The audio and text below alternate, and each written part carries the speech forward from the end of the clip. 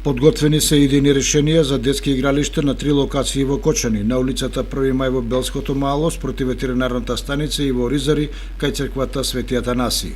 Површината за детското игралиште на улицата 1 мај е 923 метри квадратни, каде во моментот има садници, кои што се водечки момент во организирањето на просторот, кој дополнително урбано и хортикултурно ќе се збогати. Постојната оштетена опрема на локацијата во Ризари ќе се замени со нова. Планирани се зони за седење, летниковец, игралиште, зеленило и соодветно осветлување. За оваа намена е планирана површина од 816 метри квадратни. Поранешното детско игралиште кај ветеринарната станица ќе биде обновено и проширено, откако на овој дел се отстранија нефункционалните бараки. На 180 метри квадратни ќе се доуреди површина со зеленило и бехатон и ќе се постави нова урбана опрема.